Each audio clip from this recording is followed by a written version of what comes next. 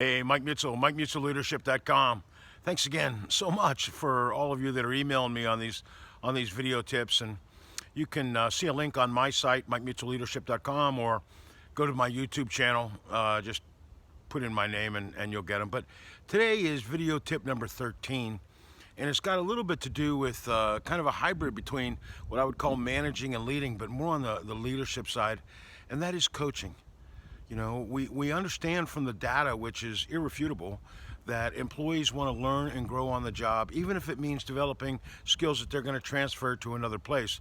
You know, I've had leaders tell me before, why should we train them if they're going to lead anyway?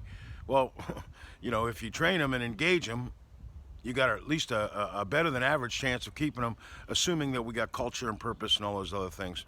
Anyway, today in video tip number 13, I want to talk about coaching. And this is something I know a little bit about after 40 years as a lacrosse coach at the high school, college, and national levels. And we talked last time on make me feel important and appreciated. But are we coaching? You know, and coaching is a little bit different than leadership.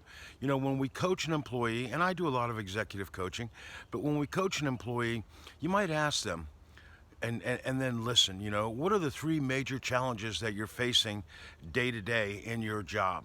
And I guarantee you, some of the answers you're going to hear will definitely surprise you. And I always ask for three, because number one and number two can be a little bit standardized or a little bit generalized. When you get to number two and number three, that's really where the meat is on what makes them tick.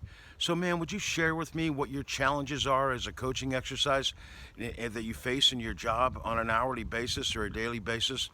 And then when you get those three challenges that this employee or the team member is facing, ask them to prioritize those, okay?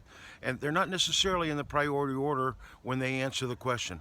And then let's talk about, ask them, what is a good plan to really work on that challenge number one? And if they say X, Y, Z, what tools do you need to implement X, Y, Z? And then here comes the very most important part of all. As soon as you develop a plan, or as soon as you develop an action step for them to take or to progress in response to you caring about their development in your coaching, man, you want to schedule a follow-up meeting right away. This is really important to me.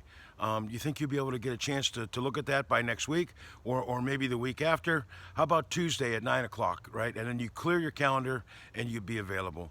So ask questions, open-ended questions. Ask them about the challenges. What are they facing day to day and in their work? Ask them to prioritize, and then ask them for an action plan. And if they give you an action plan that you think is ridiculous, and that happens, you know, ask them for another alternative. And sooner or later, out of the action plans that you discuss, you'll get a plan very similar to what you would have suggested anyway. Then you positively reinforce that. Man, that's a great idea. I really want to see how that comes out. When can we get that started? And then schedule your follow-up visit. This is Mike Mitchell, MikeMitchellLeadership.com.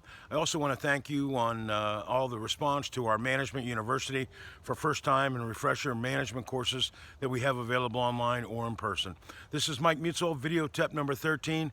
Man, coach your people and coach them earnestly, right? And with empathy, and help them develop, and you'll find that their performance goes up and your retention and engagement go up as well. Until next time, Mike Mitchell.